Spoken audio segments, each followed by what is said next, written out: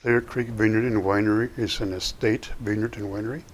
That means that we have to grow our own grapes and only use our grapes to make wine.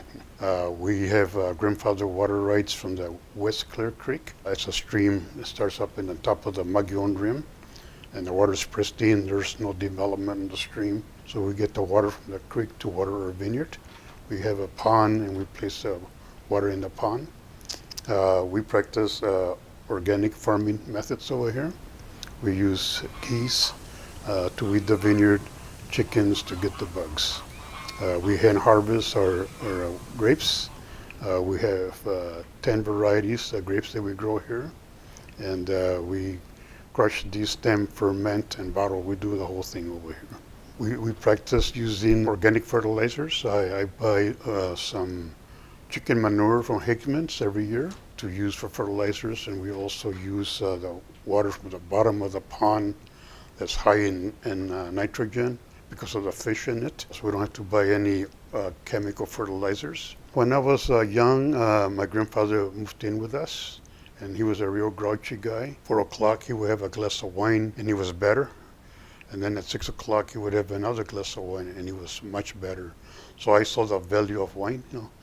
My grandpa, when he finishes, before he finished the day, he was kind of a grouchy guy, but the wine mellowed him out. Well, when I was working at SRP, I was working at remote locations in St. John's, Arizona, building a power plant over there. I was traveling back and forth to Phoenix, where my home was, my base was. I was looking for a property to buy that was suitable for growing grapes. So I combed an area about 75 miles wide from Flagstaff, Arizona, all the way to Cave Creek to try and find a place to grow vines. And I found this place here in 1998, and I bought it in 1999, and I started my first vineyard in 2000. I was still working at SRP when I was doing that, so I would spend my weekends here and my vacation doing that because I wanted to pursue that industry. I started the winery here about 4 years ago. I wanted to start out small, wanted to see how it was going to pan out. There's a lot of investment in building a winery and planting vines. And so I remodeled this old barn into a winery.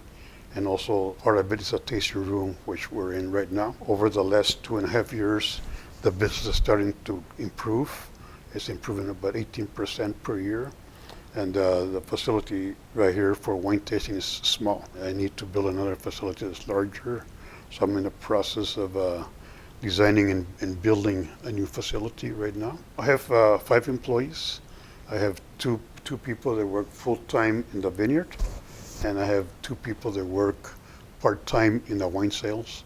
Then I have a lady that does my spreadsheets. She also is really good at marketing, so she does a lot of marketing for me. I sell my wines mostly on site right here and to a few restaurants here. I also sell it to a couple of wine bars, one in Jerome, another one in Sedona. I also sell wines in 35 states.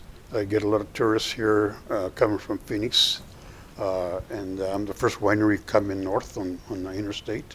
And I have signage on the road, and I'm on the wine map, so I get a lot of customers from out of state.